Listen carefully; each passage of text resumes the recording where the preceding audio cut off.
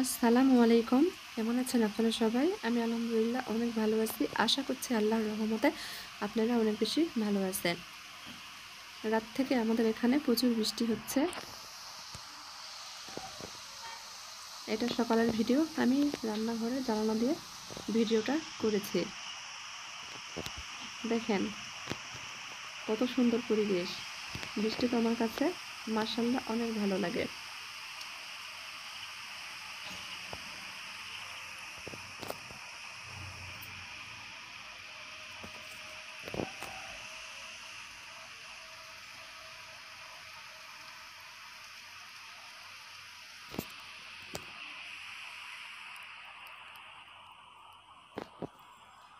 যেহেতু আজকে বৃষ্টি হচ্ছে, আজকে জামাইয়ের পছন্দের বিরিয়ানি রান্না করব। সেজন্য এখানে আমি কাঁচামরিচ, কাজু বাদাম আর পেঁয়াজ ব্লেন্ডারে বেটে নিয়েছি। আর আগে থেকে মাংস ধুয়ে রেখেছিলাম, চুলার উপর কড়া বসে দিয়েছি, কড়াতে দিয়ে দিয়েছি। খাসির মাংস এখানে আছে প্রায় 1.5 কেজির মতো। এখন আমি আমার পরিমাণ মতো মশলা দিয়ে নিব। টক দই দিয়েছি, পেঁয়াজ বেরেস্তা, তেজপাতা, লং, এলাচ আর যে মশলা বেটে রেখেছিলাম মানে বাদাম, পেঁয়াজ, মরিচ বেটে রেখেছিলাম দিয়ে দিলাম। আদা রসুন বাটা, গুঁড়া মরিচ আর একটা রাঁধুনি বিরিয়ানির মশলার পুরোটাই দিয়ে দিয়েছি।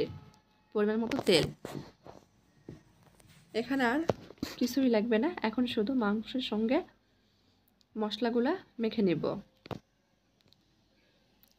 অবশ্যই ভালোভাবে মেখে নিতে হবে। মাংসটা আমি মাখিয়ে রান্না করব।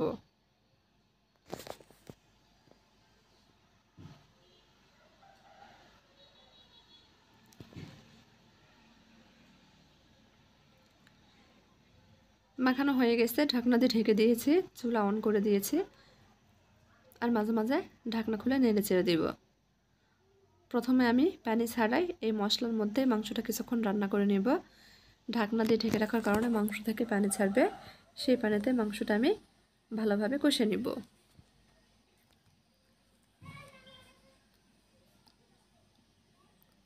আর বারবার ঢাকনা খুলে নেড়ে চেড়ে দিবা যাতে নিচে পুড়ে না যায়।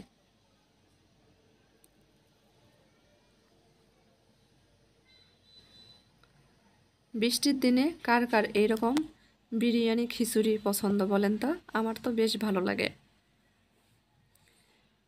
আমি ভালোভাবে কষিয়ে নিয়েছি, মাংস থেকে তেল ভেসে উঠেছে। এখন এখানে আমি পর্যাপ্ত পরিমাণ গরম পানি দিয়ে দিব। এই পানিতেই মাংসটা ভালোভাবে সেদ্ধ হয়ে যাবে।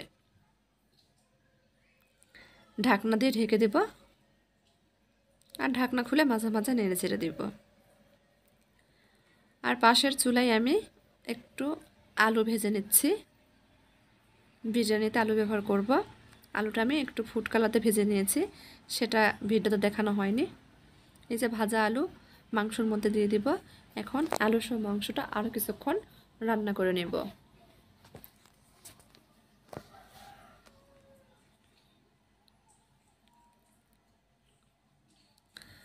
মাংস রান্না করা হয়ে গেছে, তেল ভেসে উঠেছে, চুলা বন্ধ করে দেব। চুলার পর আরেকটা আমি বড় হাঁড়ি উঠে দিয়েছি। এখানে আমি পরিমাণ মতো পেঁয়াজ দিয়ে দিলাম, কয়েকটা কাঁচামরিচ ফালি, তেল দিয়ে নিচ্ছি। এখন পেঁয়াজ মরিচটা আমি কিছুক্ষণ ভেজে নেব। এখানে আমি এলাচ, তেজপাতা ব্যবহার করেছি আর দারচিনি।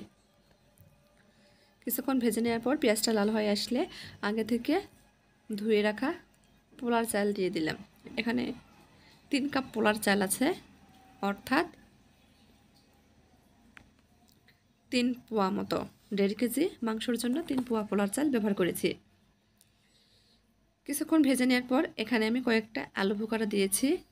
আলু বোখারাটা আমি একটু আগেই ব্যবহার করেছি। নাড়াচাড়া নিচ্ছি। এখন রান্না করে রাখা মাংস আলু দিয়ে দিলাম, নাড়াচাড়া মিশিয়ে নিচ্ছি। আমি মাংস আলু সহ চালটা আরও কিছুক্ষণ ভেজে নিব।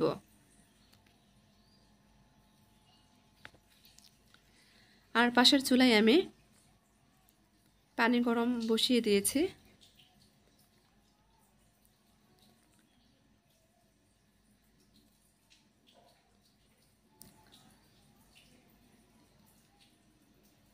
চাল বেশ কিছুক্ষণ ভেজে নিয়েছি, চাল ভাজা হয়ে গেছে। এখন আমি ফুটন্ত গরম পানি ব্যবহার করছি। 3 কাপ চালের জন্য এখানে আমি 6 কাপ ফুটন্ত গরম পানি ব্যবহার করেছি।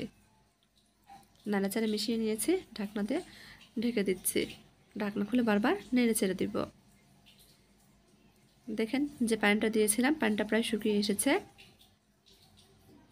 এখন আমি এটা 10 মিনিটের জন্য দমে দিয়ে দিব। তার আগে এখানে আমি কয়টা কাঁচামরিচ দিয়ে দিব সুগন্ধের জন্য, একটু কাজু বাদাম, কিশমিশ, পেঁয়াজ বেরেস্তা, ঘি আর 2 চামচ মতো কেওড়া জল দিয়ে দিব। ঢাকনা দিয়ে ঢেকে দিব। ঢাকনার যে ফুটাটা আছে সেটা একটা লং দিয়ে বন্ধ করে দিব। 10 মিনিটের জন্য দমে দিয়ে দিচ্ছি। 10 মিনিট পর আপনাদের দেখাচ্ছি। দেখেন কতটা ঝরঝরে হয়েছে।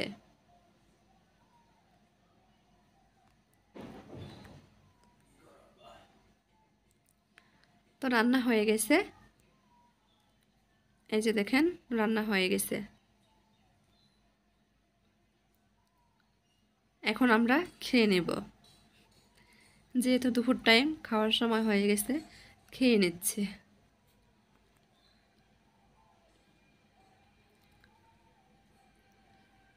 বিরিয়ানিটা খেতে অনেক মজার হয়েছিল।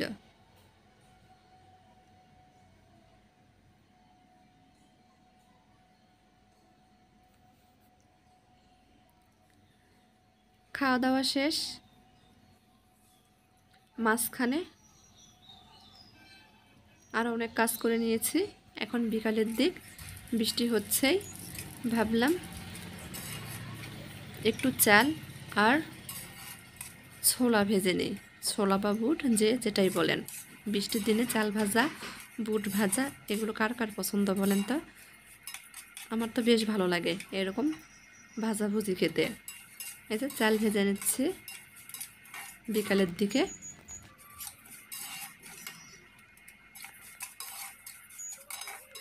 চাল ভাজা হয়ে গেছে। এখন বুট ভেজে নিব। লবণ দিয়ে আমি বুটটা ভেজে নিচ্ছি। এই ছোলা বুটটা আমি আগে থেকে একটু হলুদ আর লবণ দিয়ে মেখে রেখেছিলাম 5 মিনিটের জন্য। 5 মিনিট পর আমি লবণের মধ্যে দিয়ে ভেজে নিচ্ছি। ভাজা হয়ে গেছে। এই দেখেন চাল আর ছোলা বুট একসঙ্গে মিশিয়ে নেব। তারপর এটা পেঁয়াজ মরিচ চানাচুর দিয়ে মেখে খেয়ে নিব। তো আজকের ভিডিওটা আপনাদের কেমন লাগলো অবশ্যই কমেন্ট করে জানাবেন। ভালো লাগলে চ্যানেলটি সাবস্ক্রাইব করে নিয়মিত চ্যানেলের পাশেই থাকবেন। আজকের মতো এই পর্যন্তই। সবাই ভালো থাকবেন। আবার দেখা হবে ইনশাল্লাহ। আল্লাহ হাফেজ।